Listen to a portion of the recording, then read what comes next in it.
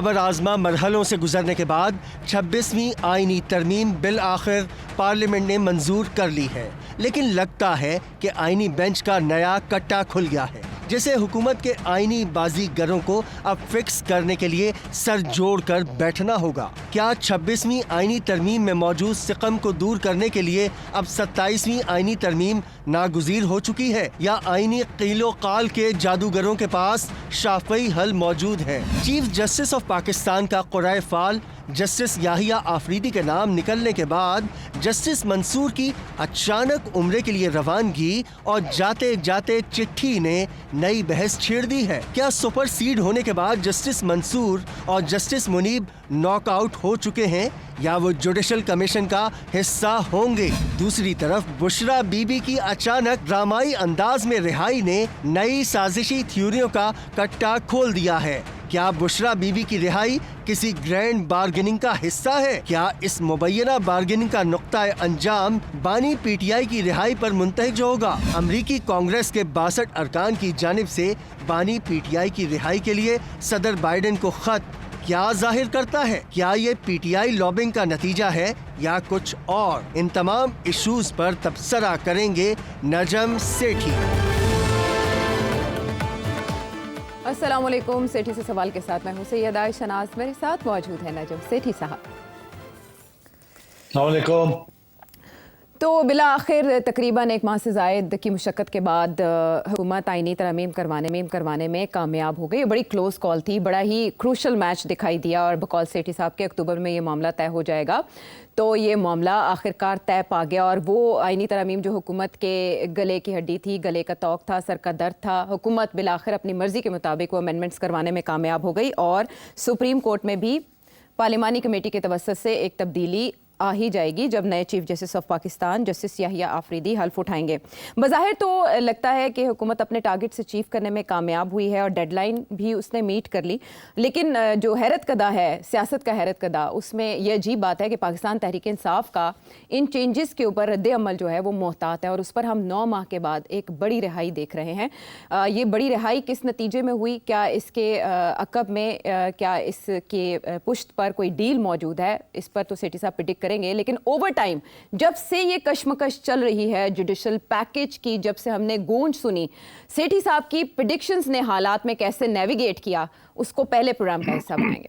पहली अटेम्प्ट जो उन्होंने मारी उसमें नाकाम हो गए। अगली जो अटेम्प्ट मारेंगे वो अब सोच समझ के मारेंगे ज़रूर, ये मेरी प्रेडिक्शन है, उस पर कामयाब हो जाएंगे। जुडिशल कमीशन जो है और पार्लियामेंट्री कमेटी जो है उनको भी मर्ज कर दिया जाए ताकि गवर्नमेंट का ज़्यादा रोल हो जाए in managing the supreme court. इसी कोर्ट के अंदर एक स्पेशल फॉरएवर एक बेंच बना दिया जाए जिसके अंदर कोई फार्मूला ले आए जिसके साथ ये अश्योर हो जाए कि एक constitution will be followed and not politics. 19th amendment जो है उसको डाइल्यूट किया जाएगा, थोड़ी सी बिटवीन 19th और 18th में चले जाएंगे। जरूरी नहीं है कि सारा कुछ एक ही दिन हो जाए, शायद कुछ चीजें पहले हो जाएं और शायद कुछ चीजें बाद में हो जाएं। पार्लियामेंट का दखल जुडिशल अपॉइंटमेंट्स में और जुडिशल डिसीजंस में होगा। पार्लियामेंट जुडिशरी के तहत अपने आप को मजबूत करेगी। मौलाना is not a problem, he will support this constitutional amendment. Maulana will go along, senate में भी नेशनल असेंबली में भी।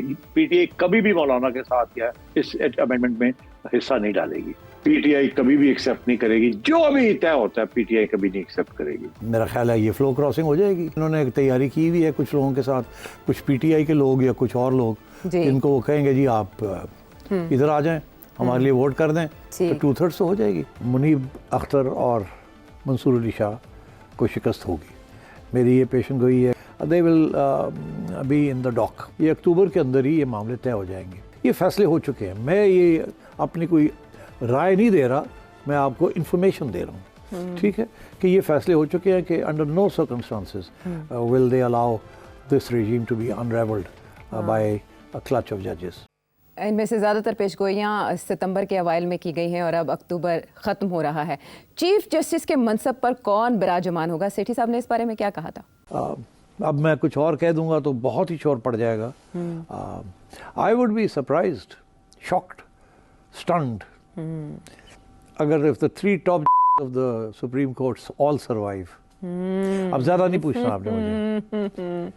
ठीक है, ठीक है, ठीक है, इतना काफी है। अभी और some यही of them काफी may shaking think है। they will survive, some of them may think they will be the next chief justice, some of them they think that मुझे तो कोई कुछ कर ही नहीं सकता, मैं तो थर्ड चीफ जस्टिस बनूंगा and so on. I don't think ये सिचुएशन होगी. I think there will be betrayals, power plays and surprises. और सेठी साहब की ये प्रिडिक्शन उस वक्त ही है जब एक्सटेंशन के चर्चे थे और आईनी तरामीम की नौयत मालूम भी नहीं थी और ना ही ड्राफ्ट उस तरह मार्केट में आए थे। तो सेठी साहब अब ये मराहिल तो तय पा गए और पर तो दिखाई दे रहा है सब कुछ आपकी प्रिडिक्शंस के ऐन मुताबिक, चाहे वो मौलाना का रोल हो, अमेंडमेंट्स की नेचर हो या कोई टाइमलाइन हो, और पाकिस्तान तहरीक इंसाफ का भी इस सारे मामले में किरदार हो, हू बहू वैसा ही हो गया। लेकिन अब जो हो गया उस पर भी आपका तजिया दरकार होगा। क्या हुकूमत ने ये जिस मकसद के लिए किया अब वो अहदाफ हासिल होंगे? यह हुकूमत के लिए गेम चेंजर साबित होगी आईनी तरमीम और जस्टिस याहिया अफरीदी से वाबस्ता तवक्कुआत पूरी होंगी? जी हाँ, यही $1 मिलियन क्वेश्चन है कि क्या गवर्नमेंट ने अमेंडमेंट तो पास करवा ली बाय हुक और बाय क्रुक, मगर क्या गवर्नमेंट के मामले तय होंगे और रिजॉल्व होंगे कि नहीं। देखिए, अभी पहला ये मसला है, अभी बहुत सी कॉम्प्लिकेशंस हैं और आगे आएंगी भी। अभी डेडलॉक्स भी होंगे और कॉन्स्टिट्यूशनल अमेंडमेंट्स भी करनी पड़ेंगी। ये अभी गेम शुरू हुई है और मेरा नहीं ख्याल कि सुप्रीम कोर्ट के जजेस जो कि प्रो इमरान जजेस हैं वो अपने हथियार गिराने के लिए तैयार हैं। इसलिए there will be issues and there will be problems. इसी तरीके के साथ वकला हज़रात जो बाहर बैठे हैं उनमें भी डिवीजन है, उनमें भी बहुत से लोग हैं जो कि पिटिशन आफ्टर पिटिशन हर जगह पे बाहर आएगी पिटिशन की, और सुप्रीम कोर्ट के अंदर बड़ी कंफ्यूजन होगी कि ये पिटिशन जो है ये कॉन्स्टिट्यूशनल पिटिशन है, ये पिटिशन जो चल रही है इसके अंदर कौन सुनेगा, इसको कैसे सुना जाएगा, कौन से इसके पहलूज हैं जो कि कॉन्स्टिट्यूशनल है और वो कौन से हैं जो नॉन कॉन्स्टिट्यूशनल है। मैं समझता हूँ अभी एज आई सेड प्रॉब्लम्स अब नजर आने शुरू होंगे आपको। पहला प्रॉब्लम जो आपको नजर आएगा वो तो यही है कि जो लोग तवक्को कर रहे थे कि मंसूर अली शाह और मुनीब अख्तर साहब ये रिजाइन करके चले जाएंगे और या फरीदी साहब को क्लीन स्लेट दे जाएंगे, वैसे नहीं हुआ। मेरी तो प्रिडिक्शन ये थी कि ना मंसूर अली शाह चीफ जस्टिस बनेंगे, ना मुनीब अख्तर और ना ही काजी फायजी साहब। काजी फायजी साहब तो अब रिटायर होने जा रहे हैं, मगर ये दो साहब ने फैसला किया कि ये रिटायर नहीं होंगे, ना ही रिजाइन करेंगे, and they will stay on. और उसका इशारा उन्होंने दे दिया है that they mean to fight. और इनके साथ जो बाकी जजेस हैं उनमें से एक दो शायद इधर उधर हो जाए, फिसल जाए, मगर 5-6 तो तकड़े रहेंगे इनके साथ। तो इसका मतलब है कि this is a formidable group जो हर स्टेज पे क्रिएट करेंगे प्रॉब्लम्स। अच्छा सेठ साहब, अब जो भी हो चुका ये लग रहा था कि मामला संभल जाएंगे और क्लैरिटी आ जाएगी, कन्फ्यूजन दूर हो जाएगी, लेकिन कन्फ्यूजन्स की भरमार हो गई है। आईनी बेंच की तश्कील कैसे होगी और उसके बाद जुडिशल कमीशन के मेंबर्स कौन कौन होंगे, इन सब मामलात को लेकर मार्केट में बहुत सी थेरीज चल रही हैं। लेकिन आजम नज़ीर तारड़ साहब एक एक करके सबका जवाब दे रहे हैं और वो ये भी कह रहे हैं कि आईनी बेंच अगले हफ्ते से काम शुरू करेंगे, यानी इसको डिले नहीं किया जाएगा। जैसे ही नए चीफ जस्टिस आएंगे आईनी जुडिशल कमीशन का इजलास होगा और आईनी बेंचेस की तश्कील पर काम शुरू हो जाएगा। एक बेंच में 5 जजेस होंगे और इसके हवाले से असेंबली, सूबाई असेंबली भी बाकायदा एक करारदाद के जरिए मंजूरी देगी। अब ये है कि जो सुप्रीम कोर्ट आईनी मुकदमात का तयन कैसे करेगी कि इस मुकदमे में आईनी नुक्ता मौजूद है या नहीं, वो आज जस्टिस याहिया अफरीदी के ज़ेर सदारत उनके एक मुकदमे की समाअत हो रही थी, वो हेड कर रहे थे उस बेंच को, तो उन्होंने ये कहा कि उन्होंने आईनी मुकदमात की निशानदही के लिए रजिस्ट्रार को पॉलिसी दे दी है। तो वो कुछ ऐसे निकात हैं जिनको लेकर मार्केट में बहुत ज़्यादा कन्फ्यूजन मौजूद है। तो मैं आपसे ये सवाल करना चाहूँगी कि बतौर नए chief justice justice Yahya Afridi के चैलेंजेस क्या होंगे? जी हाँ, ये ठीक है, अच्छा किया कि तारड़ साहब ने क्लैरिफिकेशन दे दी है, मगर इट्स नॉट इनफ। अब आपका कहना यह है कि सैकड़ों की तादाद में केसेस हैं सुप्रीम कोर्ट के पास जी। उनमें से हमें नहीं पता कितने हैं जिनको ये कहा जा सकता है कि उनके अंदर कॉन्स्टिट्यूशनल इश्यूज इन्वॉल्व हैं। अब याहिया अफरीदी साहब ने ये रजिस्ट्रार के हवाले कर दिए जी। रजिस्ट्रार के हवाले तो कर दिया, मगर वो चैलेंज हो जाता है ना कि रजिस्ट्रार का इसके अंदर है, इसके अंदर नहीं है। इसके अंदर वो नहीं है तो आगे से वो जो पिटिशनर वो कहेगा नहीं है इसके अंदर, फिर क्या करेंगे?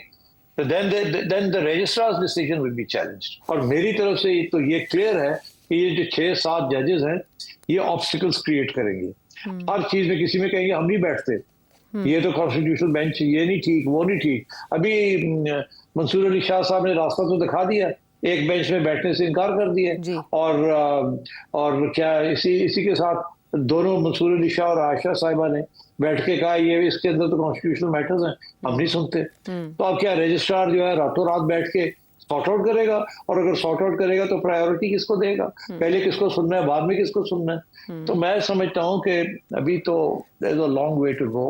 There are going to be a lot of problems. They have not thought this through, and they should now think about the real issue will be, और ये चौधरी एतजाज एहसन साहब ने पॉइंट आउट किया था एक इंटरव्यू के अंदर, and he said the right thing. He said बड़ा मसला बन जाएगा, कैसे आप सॉर्ट आउट करेंगे इन इश्यूज को? हर इशू के अंदर there is a constitutional problem or a reference. What was the purpose of doing all this? बस एक चीफ जस्टिस बना देते और वही बेंचेस बनाता और वो देख लेते कॉन्स्टिट्यूशनल मैटर्स। मगर अब तो वो चीफ जस्टिस के हाथ से भी आपने निकाल दिया। आपने सिलेक्ट भी कर लिया जाया अफरीदी साहब को, मगर उनको पावर भी नहीं दी to make a constitutional bench and so on. तो मेरा ख्याल है कि this is going to be problematic. इसका मतलब तो ये हुआ कि तनाज़ा मज़ीद गहरा हो गया है। जस्टिस मंसूर अली शाह का जो लेटर है वो ये चाहता है, उन्होंने इसमें डिमांड किया है कि जब तक आप उस ऑर्डिनेंस के ऊपर, तरमीमी ऑर्डिनेंस जो आया था, आप उसके ऊपर फुल कोर्ट बेंच नहीं बनाते या फुल कोर्ट मीटिंग बुला के ये फैसला नहीं करते कि सब जजेस उसको फॉलो करेंगे, रिजॉल्व उनका कि वो उसके ऊपर अमल दरामद करेंगे, तब तक वो किसी बेंच का हिस्सा नहीं होंगे सिवाय पब्लिक इंटरेस्ट के मैटर्स के। तो सिर साहब, सुप्रीम कोर्ट के अंदर से आपके ख्याल में इस मामले पर कोई और रद्द अमल आ सकता है? हुकूमत के लिए कोई और मुश्किलात हो सकती हैं, या जैसे ये आईनी तरमीम आई हैं और ऑलरेडी इनके लिए सुप्रीम कोर्ट में इनको चैलेंज कर दिया गया है, 3 दरखास्तें मुतफरिक सुप्रीम कोर्ट लाहौर रजिस्ट्री में भी एक आ चुकी है, तो क्या ये स्ट्राइक डाउन हो सकती हैं? आयशा देखिए, अगर तो मंसूर अली शाह और मुनीब अख्तर साहब रिजाइन कर देते कि हमारा सीनियरिटी का प्रिंसिपल को फॉलो नहीं किया गया, we feel insulted and therefore we have been bypassed and therefore we are resigning, तो मेरा ख्याल है उसके साथ मैसेज चली जाती कि this situation is now going to unravel and carry on. मगर जो उन्होंने फैसला किया कि हम रिजाइन नहीं करेंगे, तो इसका ये मतलब है वो रेजिस्ट करेंगे।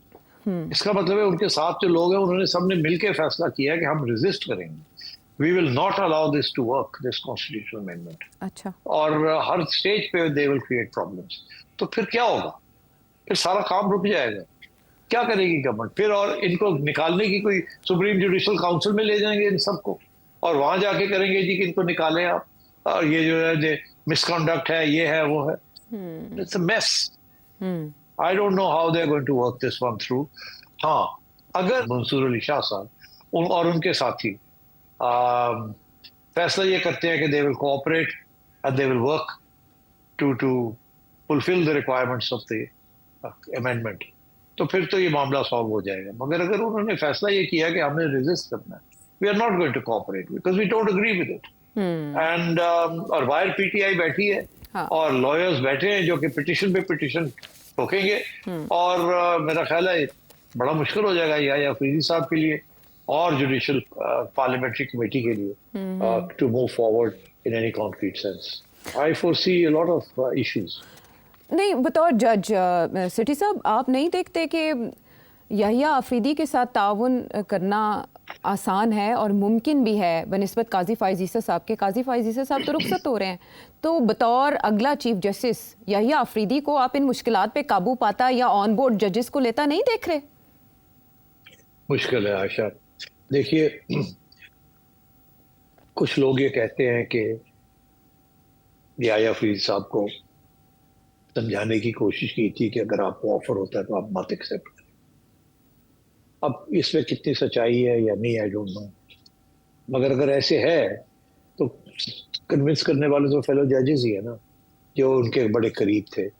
अब मैं नाम नहीं लेता, मगर देयर आर नंबर ऑफ जजेस who are close to Yahya Afridi sahab and but belong to the other group. तो अब याहिया अफरीदी साहब की पोजीशन जो है वो काफी मतलब प्रॉब्लमेटिक बनेगी कि अब इन्होंने जब फैसला किया कि हमने रेजिस्ट करना है और उधर याह्या अफरीदी साहब ने कहा, फैसला किया कि मैंने इसको चलाना है, तो मेरा ख्याल है दोस्तियां अब खत्म हो जाएंगी, दोस्तियां नहीं रहेंगी और अब इश्यूज बनेंगे।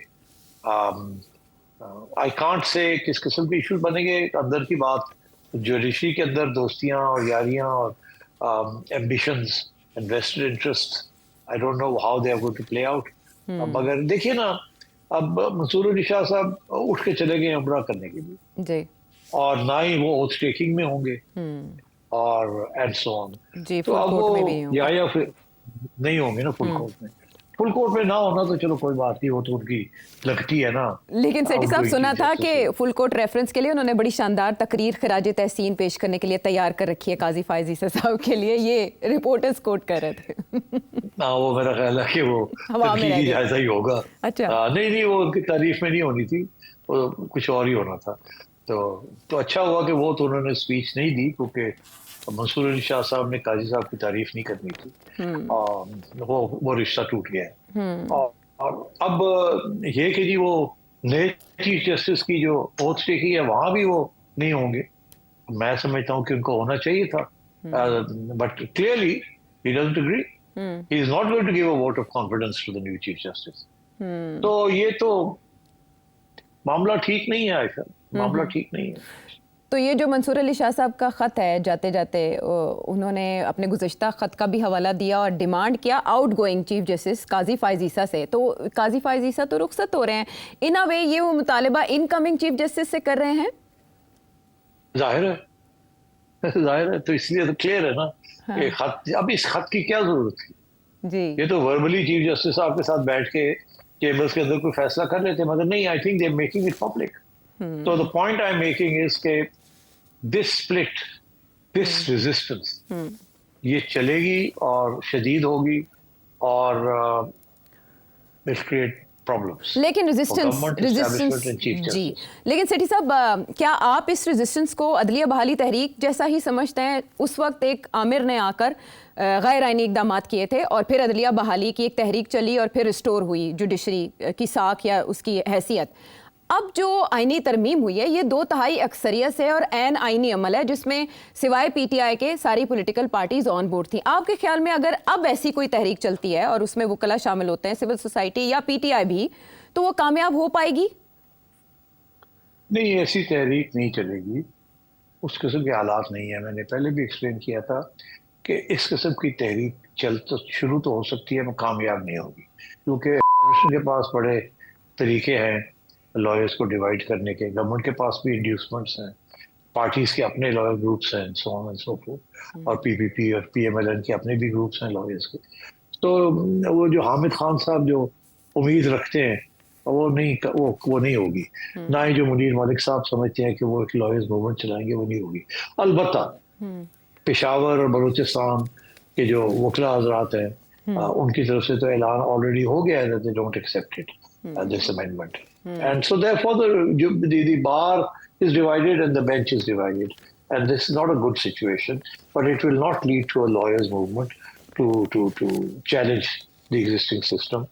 इसमें जो अचंभे की बात है वो पाकिस्तान तहरीक इंसाफ का कंडक्ट रहा थ्रू आउट। उससे पहले वो मुज़ाकरात का हिस्सा रहे, मौलाना के थ्रू ऑन बोर्ड भी रहे और बहुत सी चीज़ों से वो इत्तफाक भी करते रहे, लेकिन ऐन वक्त पर वो बाइकआउट कर गए। और फैसल वावडा साहब उनके इस तर्ज अमल पर बाकायदा तबसरा भी कर रहे हैं कि बिके हुए हैं या जो भी वो जो उनका सियासी तज्जिया है। अब सेठी साहब, पार्लिमानी कमेटी के लिए नाम देने के बाद बैकआउट कर गई पाकिस्तान तहरीक इंसाफ पार्लिमानी कमेटी से, तो लेकिन अब जुडिशल कमीशन का मामला है और उसका इजलास होना है और अपॉइंटमेंट्स होनी है आइनी बेंचेस के लिए। आपके ख्याल में पाकिस्तान तहरीक इंसाफ इस वक्त क्या गेम कर रही है? जस्टिस याहिया अफरीदी पर हमने देखा अभी तक कोई बाकायदा तबसरा या मुखालिफत उस तरह से नहीं की गई। सीनियर मोस्ट जज के अपॉइंटमेंट के हवाले से केपी के सीएम ने बाकायदा मुतालबा किया है कि हम एहतजाज करेंगे अगर सीनियरिटी को प्रेफरेंस ना दी गई। मेरा आपसे सवाल यह है कि अब पाकिस्तान तहरीक इंसाफ की स्ट्रैटेजी क्या होगी? देखिए, आपने कहा ना कि ये जुडिशल कमीशन में बैठेंगे। जी बताएं। बैठेंगे ना, अगर पीटीआई जुडिशल कमीशन में बैठेगी तो देखिए वहाँ 13 लोग हैं ना जी। तो आज वो मैं देख रहा था, राना सनाउल्लाह साहब कह रहे थे कि अगर कहीं मेजॉरिटी बनती है तो एक की मेजॉरिटी बनेगी। अब यू कांट प्रिडिक्ट वहां भी अगर ये बैठते हैं और वहां भी ऐसे जजेस बैठे हुए हैं तो 5 तो जजेस होंगे ना। तो not going to be easy for a government to have a majority always. और अगर ये बैठे हुए 5 जजेस हैं, उनमें से 4 अगर इनके साथ हो जाते हैं, 2 ये हैं, 6 और एक बंदे की और जरूरत पड़ेगी ना, तो कोई ना कोई टूट सकता है, कोई ना कोई इधर उधर हो सकता है एंड सो ऑन। तो इसलिए it's going to be tough running this judicial commission.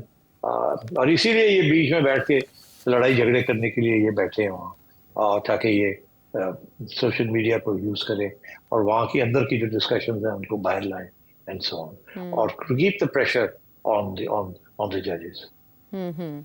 ठीक है, यानी जुडिशल कमीशन का हिस्सा पाकिस्तान तहरीक इंसाफ इसलिए बनेगी, वहाँ पर मुकाबला बहुत क्लोज है और 6-7 ये रेशो बन रही है जो अभी तक प्रिडिक्ट की जा रही है। पाकिस्तान तहरीक इंसाफ की स्ट्रेटजी क्या होगी? पाकिस्तान तहरीक इंसाफ के लिए एक बहुत ठंडी हवा का झोंका जो समझी जा रही है, लेकिन इसके पीछे क्या अवामिल हैं और इस आईनी तरमीम के फौरी बाद ही ये रिहाई क्यों अमल में आई? ब्रेक के बाद आके बात करेंगे। पाकिस्तान तहरीक इंसाफ के लिए ऐसा लग रहा है मुश्किल दिन जो हैं वो ख़त्म होने के करीब है और कुछ ऐसा ही फील किया जा रहा है बुशरा बीबी की रिहाई के बाद। और ये रिहाई 9 माह के बाद अमल में आई है। इससे पहले बहुत कोशिशें की गई और हुकूमत से बहुत से मुतालबात भी किए गए। बुशरा बीबी के हवाले से मुतज़ाद इतलात भी सामने आती रही और उनका रोल मुतवक्के तौर पर क्या हो सकता है, सेठी साहब इस बारे में हमें गाइड भी करते रहे। इमरान खान साहब की जो हमशीरा हैं वो भी हिरासत में हैं, लेकिन बुशरा बीबी की रिहाई तोशाखाना 2 में ज़मानत के नतीजे में अमल में आई है। और उसके बाद जब ये कहा जा रहा था कि वो बनी गाला से ज़मान पाक के लिए रवाना होने लगी, अचानक वो केपी पहुंच गई, सीएम हाउस, और आखिरी इतलात तक वो वहीं मौजूद हैं। लेकिन उनका रोल पॉलिटिकल सिस्टम में या पाकिस्तान तहरीक इंसाफ के लिए क्या हो सकता है, इस बारे में तो बात करेंगे। फैसल वावडा साहब क्या बता रहे हैं इस रिहाई की बाबत, और इस पर चेयरमैन पाकिस्तान तहरीक इंसाफ बैरिस्टर गौहर का क्या कहना था? बुशरा बीबी की 9 महीने जेल के बाद आज रिहाई मुमकिन हुई। हमें उम्मीद है इंशाअल्लाह ताला कि खान साहब भी बहुत जल्द रिहा होंगे। मैं एक बात की आपको तरदीद करूं, जो कहा जा रहा है कि कोई डील हुई है, अगर डील कोई किसी तरीके से करना होता कि डील के नतीजे में रिहाई मुमकिन होती तो वो 9 महीने जेल में न रहती। खान साहब ये 16 महीने से जेल में न होते। उन्होंने लास्ट टाइम भी हमें कहा था कि मुझे अगर 100 साल भी जेल में रहना पड़े मैं रहूंगा। उम्मीदों के चिराग सेठी साहब जल उठे हैं इस रिहाई के बाद। कोई कह रहा है शाह महमूद कुरैशी साहब रिहा हो जाएंगे, कोई कह रहा है इमरान खान साहब भी जल्द बाहर आ रहे हैं। आप हमें पहले तो ये बताएं कि आपके ख्याल में ठीक कौन कह रहा है, फैसल वावडा साहब के 100% डील के नतीजे में रिहा हुई हैं, या बैरिस्टर गौहर साहब के अगर डील होती तो 9 महीने क्यों जेल में गुजारती? फैसल वावडा साहब सही कह रहे हैं, बैरिस्टर गौहर साहब जो है वो नहीं सही कह रहे हैं। अब मसला ये है कि आपको याद होगा जब बुशरा बीबी को जेल से निकाल के बनी गाला रखा गया था, याद है आपको? जी। मैंने कहा था कि ये इसलिए किया गया है ताकि के राब्ते उनसे रहें और जो मैसेजेस पैगाम देने हैं इमरान खान को या जो उनको समझाना है वो इनके जरिए समझाया जाए। एक तरफ मैंने आपको ये भी कहा था कि काम हो रहा है फराह गोगी के ऊपर, और हर जो इनसाइड इंफॉर्मेशन यही है कि फराह गोगी जो प्रेशर उसके ऊपर आया है, she can not resist it, और उन्होंने जो भी इंफॉर्मेशन चाहिए थी वो दे दिए और वो फुली कोऑपरेट करने के लिए तैयार है। तो सारी जिंदगी बाहर नहीं बैठ सकती, उनके ऊपर रेड वारंट्स हैं और वो कभी इधर जाती हैं कभी उधर जाती हैं। अब उनके लिए दुबई में भी रहना मुश्किल हो गया था, इसलिए she is under enormous pressure and therefore she has agreed to give evidence and to provide evidence. अब वो जब वो करती हैं तो उसके अंदर बुशरा बीबी और इमरान दोनों फंसते हैं और शायद मुज़दार साहब भी फंस जाए उसके अंदर, और भी बड़ी चीजें निकलनी शुरू हो जाएंगी। तो इसलिए मेरा ख्याल है कि दे आर नाउ डिसाइडेड कि बुशरा बीबी को कन्फ्रंट किया होगा with what evidence Farah Gogi ने दी है कि जी हमें ये भी पता चल गया, ये भी पता चल गया, ये भी पता चल गया, फराह ने ये भी बता दी, ये भी बता दी। अब आप समझिए कि अगर आपने बचना है तो खान को समझाना पड़ेगा, और आप ही है जो खान को समझा सकती है कि ये जो रास्ता उसने लिया हुआ है इसके साथ नुकसान ही नुकसान है। उसका तो होगा ही होगा, आपका भी होगा और आपके दोस्त यारों का भी और फैमिली वालों का भी होगा।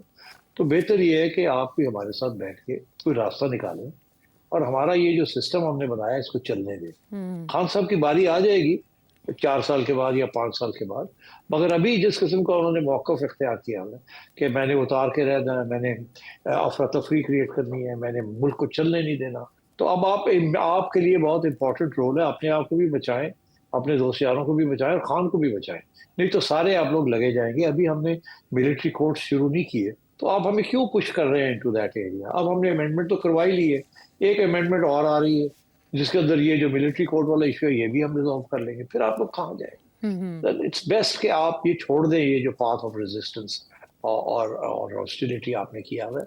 हमारा कोई इरादा नहीं है कहीं जाने का, हम यहाँ बैठे हैं, ये सिलसिला चलेगा, आपको एक्सटेंशन मिलेगी, ये अगले 4 साल बिल्कुल ऐसे ही चलेगा, कोई इसमें आप इसको डिरेल करने की कोशिश ना करें। ये नेशनल सिक्योरिटी का मामला है, इकोनॉमी को हमने चलाना है, हमने बैंकरप्सी से बचाया है, डिफॉल्ट से बचाया है, और खान साहब जो है एवरी स्टेज उससे हमें डिरेल करने की कोशिश की है, whether it is SCO, whether it is IMF, whether it is American Congress, हर जगह पे खान जो है ना इज बीइंग डिस्ट्रक्टिव। तो आप मेहरबानी करें, are you ready to play this role? तो मेरा ख्याल है there has been an understanding कि yes, give me a chance, let me see, मैं बात करती हूँ गंडापुर के साथ और एक दो और लोगों के साथ, और जाके खान के साथ हम बात करते हैं और समझाते हैं कि भाई ये रास्ता जो हमने इख्तियार किया है ये फेल हो गया, हमें कोई और रास्ता इख्तियार करना चाहिए, let's do a Midway house. तो इसलिए फिर उनको अब बेल में छोड़ा गया है, और आपने देखा वो उठ के ना ही वो अपने घर ज़मान पार्क में गई हैं, उठ के मैंने सुना कि वो गंडापुर साहब के साथ जाके बैठ गई हैं जाके, और वहीं बैठी रहेंगी। और आपको पता है, मैं पहले दिन से कह रहा हूँ कि गंडापुर साहब जो है, he is the main source go between this oblique government and Imran Khan साहब। तो अब 2 लोग हो गए खान साहब को समझाने के लिए, पहले एक था, अब 2 हो गए। आप समझिए कि बाकी जो सारे PTI के लोग हैं, they are of no consequence, उनको ना पता है कि क्या पॉलिसी है खान साहब की, ना क्या करना है, ना दिलेरी है उनके अंदर। इस वक्त 2 ही लोग हैं जिनकी अहमियत है, एक है गंडापुर साहब और एक है बुशरा बीबी, और इनको अब इकट्ठा कर दिया गया है, और जाहिर है कोई प्लान के तहत किया गया है, इनको समझाया गया है, और ये क्या कामयाब होते हैं या नहीं होते तो फिर देखा जाएगा। अगर कामयाब होते हैं तो बड़ी अच्छी बात है, बाहर रहेंगे, केसेस जो अपनी जगह पे रहेंगे वो चलेंगे नहीं, और सोर्ड ऑफ डेमोक्रेसी जिसे कहते हैं ना, वो तलवार लटकी रहेगी, मगर होगा कुछ नहीं। खान साहब को मनाना है कि ये जो उन्होंने पाथ ऑफ रेजिस्टेंस और लड़ाई झगड़े का जो रास्ता इख्तियार किया है इसको ख़त्म करें, लड़ाई झगड़े बंद करें, ताउन करें, इस सिस्टम को मजबूत करें, और अब अगला हम आपको वादा करते हैं, ये भी किसी स्टेज पे कह दिया जाएगा कि 5 साल के बाद आपको एक फ्री इलेक्शन दे देंगे, तो फिर अगर आपकी पॉपुलैरिटी हुई तो आप आ जाइएगा। बट उससे पहले आपने बहुत सी माफिया मांगनी है, आपने उससे पहले बहुत से ऐसे फैसले किए हैं जो गलत फैसले थे, जो हम समझते हैं एंटी पाकिस्तान थे। इस किस्म का लेक्चर दिया गया है बुशरा बीबी को, जो उन्होंने आगे जाके, अब वो खान मानता है बात, नहीं मानता, क्या होगा क्या नहीं होगा, दैट आई कांट से।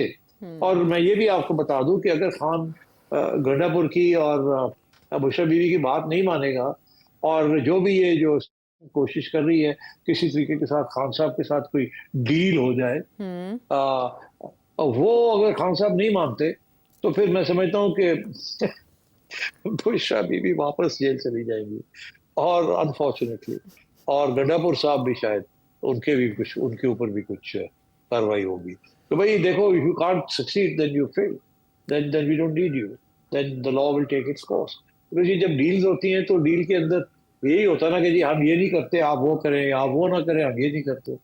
तो अगर ये इनको जो टास्क दिया गया, अगर ये कामयाब नहीं होते खान को मनाने में और सारी स्टेबिलिटी करने में, और अगर PTI बाहर बैठ के यही लड़ाई झगड़े और जजेस के अंदर इंतशार और ये कंफ्यूजन ये सारी करेगी, then I think back to the barracks, sorry back to prison.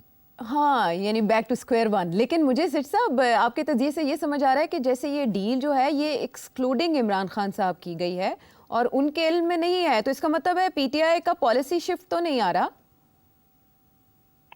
PTI का अभी पॉलिसी शिफ्ट नहीं आ रहा, अभी इब्तदाई है, इनको समझा के इकट्ठा किया गया है, क्योंकि हो सकता है गंडापुर साहब ने कहा उनको कि यार मैं अकेला हूँ, मैं कैसे मनाऊंगा खान का, वो बुशरा बीबी का भी तो कोई लिहाज करें, उनको साथ ले लें, मेरा साथ दें, वो हम दोनों जाके समझाते हैं खान को।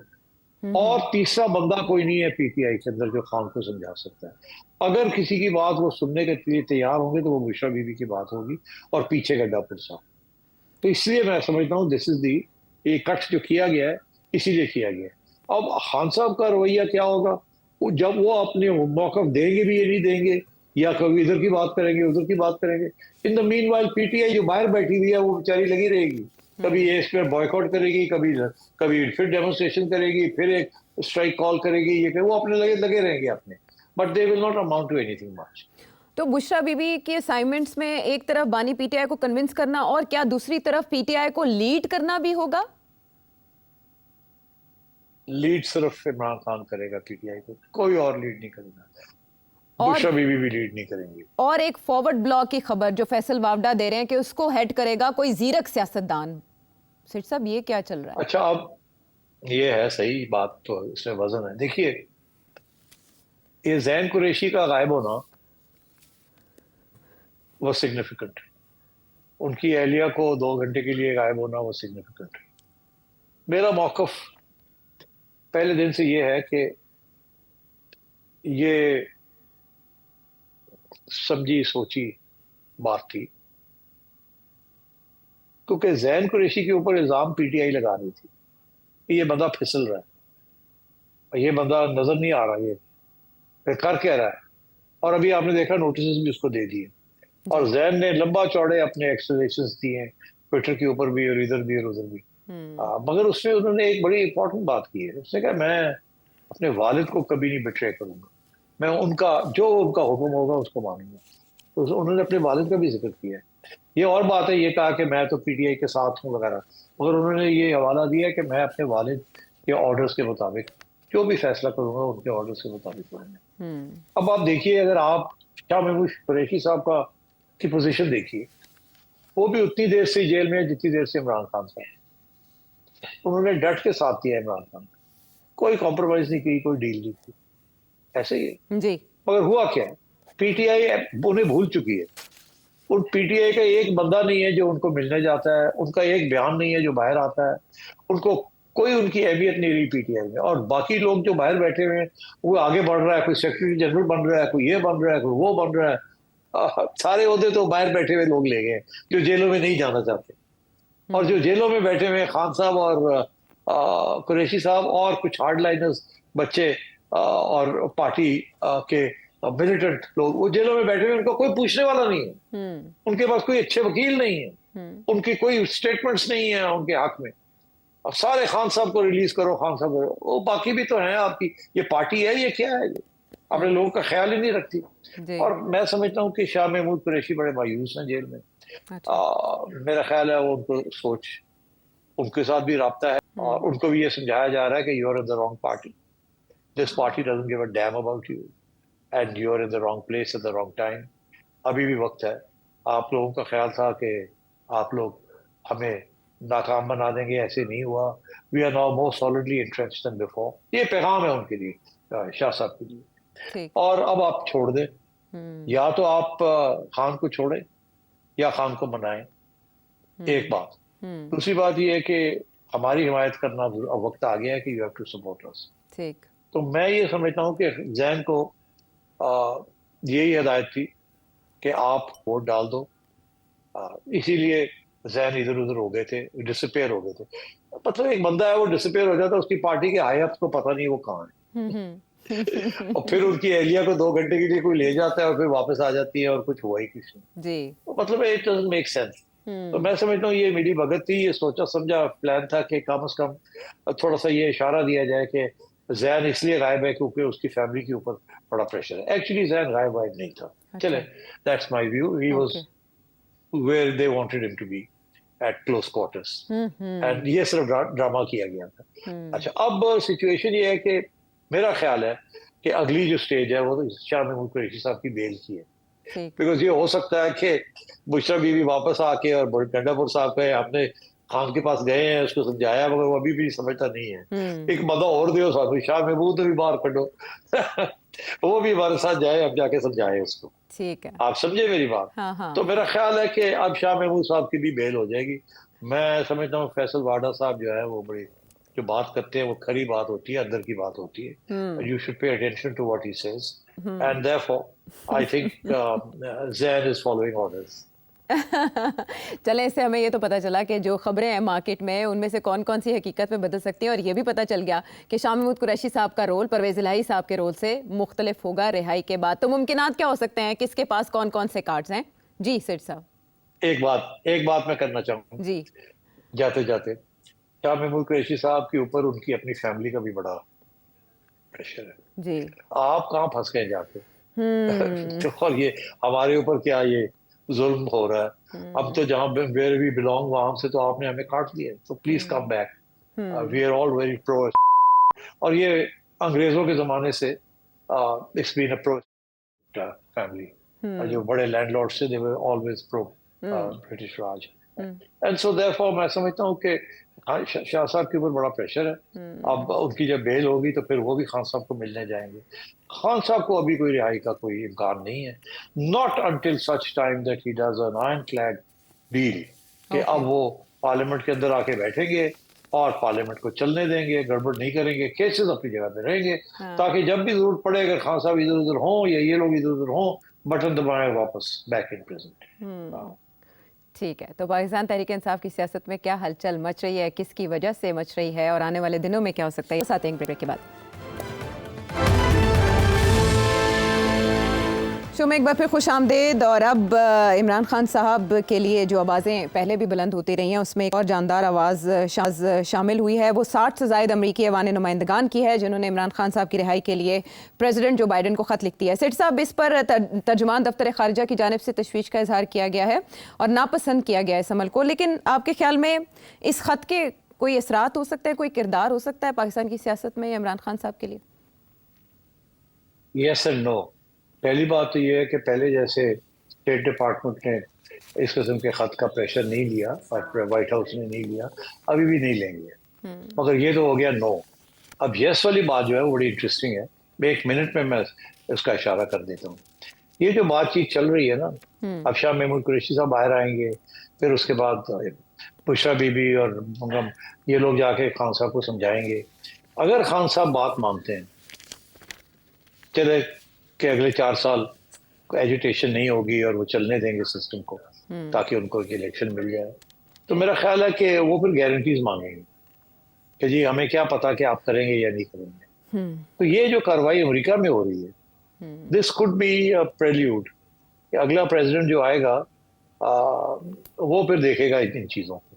और मैं समझता हूँ कि इस वक्त अमेरिकन जो एस्टेब्लिशमेंट है अमेरिका की, वो पाकिस्तान को बड़ा सॉलिडली सपोर्ट कर रही है. और and they don't want any instability in Pakistan. तो अगर खान साहब रास्ते पे आ जाते हैं तो फिर मेरा ख्याल है द अमेरिकन, क्योंकि देखो ना अमेरिकनों का भी तो इश्यू था ना खान साहब के साथ, आर्मी चीफ का भी इश्यू है खान साहब के साथ, IMF का भी इश्यू है खान साहब के साथ.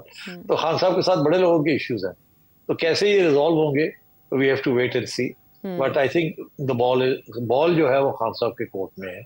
खान साहब अपनी जिद छोड़ के सियासत करना चाहते हैं, अगली इलेक्शन करवाना चाहते हैं, उसमें हिस्सा लेना चाहते हैं, वो इलेक्शन जीतना चाहते हैं, और फिर सियासी जमातों के साथ मिलके एक पार्लियामेंट्री जमहूरियत के तहत अपनी गवर्नमेंट चलाएंगे कि नहीं चलाएंगे. ये सारी सवाल अगले 1-2 साल में इसके जवाब मिलेंगे आपको. और ऐसी बात बिलावल भुट्टो जरदारी साहब ने भी की कि ये सिलसिला जो चल रहा है पाकिस्तान में सियासी इंतकाम का, इसको तोड़ने के लिए पहला कदम उस आदमी को उठाना पड़ेगा जो जेल में बैठा है. इसके साथ ही ख़त्म करते हैं प्रोग्राम. आपके सवालों का रहेगा अगले प्रोग्राम तक के लिए अल्लाह ने के बाद.